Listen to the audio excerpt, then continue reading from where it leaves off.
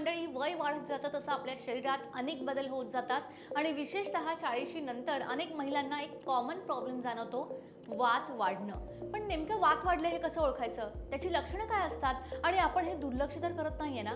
हे जाणून घेणं खूप गरजेचं आहे, म्हणून हा व्हिडिओ शेवटपर्यंत नक्की पहा.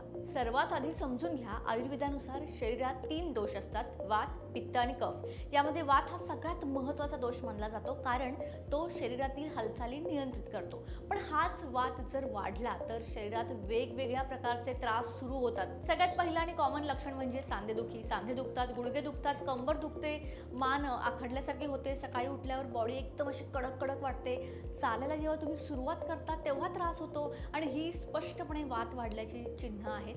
दुसरं महत्त्वाचं लक्षण म्हणजे शरीरामध्ये कोरडेपणा वाढणं, त्वचा ड्राय होणं, ओठ फुटणं, केस कोरडे होणं, नाजूक होणं, अगदी डोळ्यांमध्ये सुद्धा कोरडेपणा जाणवू शकतो, कारण वाताचा गुणधर्मच कोरडेपणा आहे. तिसरं लक्षण म्हणजे काय तर पचनाची समस्या, वारंवार गॅस होणं, पोट फुगणं, बद्धकोष्ठता, वेळेवर पोट साफ न होणं, हे सगळं वात वाढल्यामुळे होतं आणि अनेक महिला हे नॉर्मल समजून दुर्लक्ष करतात. आता चौथं लक्षण म्हणजे काय तर झोप नीट न लागणं, रात्री वारंवार जाग येणं, हलकी झोप लागणं, सकाळी उठल्यावर फ्रेश न वाटणं, हे सुद्धा वातामुळेच होतं, वात इम्बॅलन्स झाल्यामुळेच होतं. आणि पाचवं आणि खूप महत्त्वाचं लक्षण म्हणजे मानसिक अस्वस्थता, जास्त विचार येणं, काळजी वाटणं, भीती वाटणं, चिडचिड होणं, अचानक मूड बदलणं, हे सगळं सुद्धा वात वाढल्यामुळे होतं. सो बरेच वेळा असं होतं की अचानक तुमचा मूड स्विंग होतो, छोट्या छोट्या कारणांवरून तुम्हाला राग येतो.